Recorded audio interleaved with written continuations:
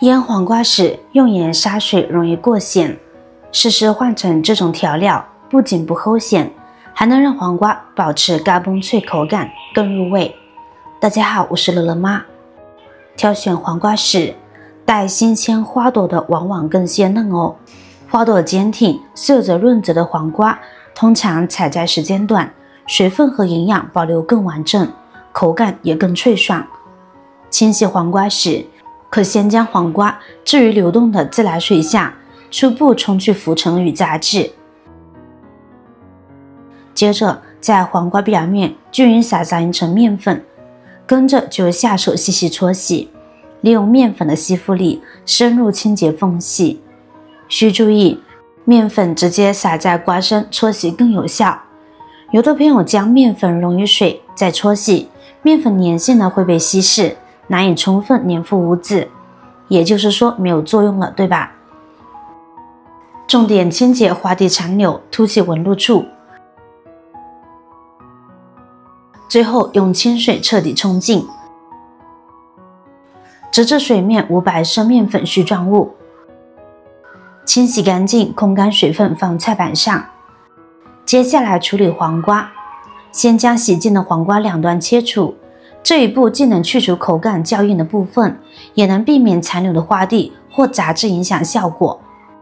随后将黄瓜切成约3厘米长的小段，这样的尺寸优势在于短节形态能增大黄瓜与调料的接触面积，盐分和香料可快速渗透至内部，咀嚼时脆感集中，使用体验更畅快，便于储存与取用。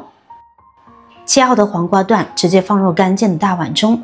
关键步骤来了，腌黄瓜的口感灵魂藏在杀水环节。许多人习惯直接用盐杀出水分，却容易让黄瓜变得软塌塌、咸和齁的。其实用白糖代替盐分能解锁3重惊喜。一、白糖的渗透压可缓慢逼出黄瓜细胞内的水分，避免盐直接淹熟组织，保持天然脆感。2、糖的清甜能中和盐分的锐利，还能激发黄瓜本身的清香，让底味更有层次。3、在糖的作用下，黄瓜纤维会微微收缩，杀水后冲洗捏起来硬实饱满，腌制后依然保持嘎嘣脆的口感。双手轻握黄瓜段，快速翻拌均匀，让每段黄瓜都均匀地裹上白糖，随后静置3小时。观察到黄瓜表面渗出透明水珠，体积略微缩小。时间到了，再来看盆底满满一层清透的黄瓜水。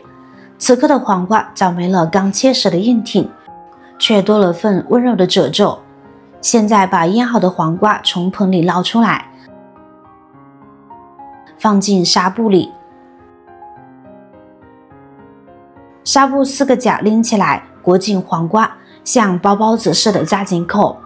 紧接着找块干净的重物压在上面，比如装满水的矿泉水桶、油桶、一块砖都行，压上去，让黄瓜里的水尽量多挤出来。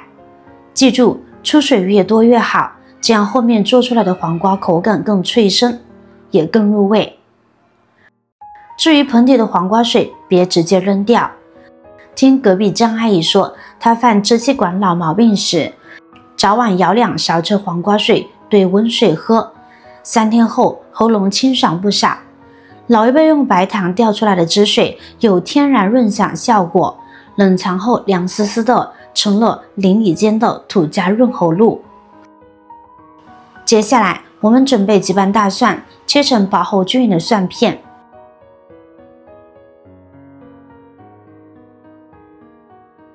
装入干净的盘中备用。取一把新鲜小米椒，洗净后切成细细的小米椒圈，和蒜片一同放置待用。再准备好香料，一把花椒，2颗八角，一块桂皮，一把香叶。锅中倒入2碗酱油，半碗香醋，随后将备好的香料投入锅中，开大火煮沸。保持沸腾状态3到5分钟，直至大料的香味充分释放，料汁散发浓郁香气，然后关火晾凉备用。此时黄瓜已压好水分，我们打开纱布看看，它呈现出柔韧微缩的状态，表面微皱却依然翠绿，用手轻捏能感受到水分渗透后的紧实感。加入切好的小米椒圈和蒜片，待料汁冷却后，用漏勺过滤掉香料残渣，将澄清的料汁缓缓倒入装有黄瓜的碗中。最后戴上食品级手套，轻轻抓拌均匀，让每一根黄瓜都裹满料汁。我们可以盖上保鲜膜，将其放置冰箱冷藏腌制2到3小时就可以吃了哦。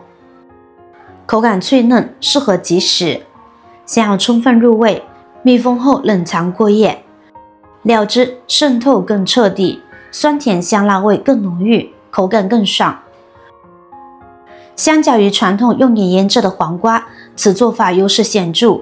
首先，它口感层次更丰富，脆嫩爽口的基底上，酸甜微辣交织碰撞，蒜香与花椒、八角等香料香气层层渗透，开胃解腻，每一口都充满味觉惊喜。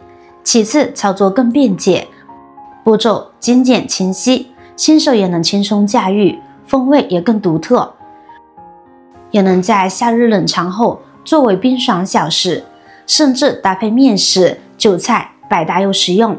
若一次吃不完，可将腌好的黄瓜放入干净无水的密封罐中，冷藏保存。很想知道屏幕前的你来自哪里呢？欢迎在评论区留言分享。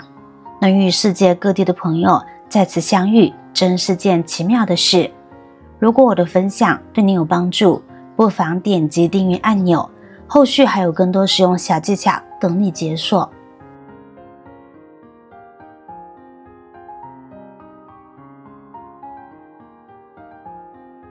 腌制时间越长，料汁与黄瓜的风味融合越充分，酸甜辣香层层递进，随吃随取十分方便。无论是下酒、配饭还是就面条，都是清爽开胃的绝佳选择。密封冷藏，随取随用，既满足了即食的味蕾需求，又适合家庭批量制作，长期储存。好了，这期腌黄瓜的做法就分享到这里啦。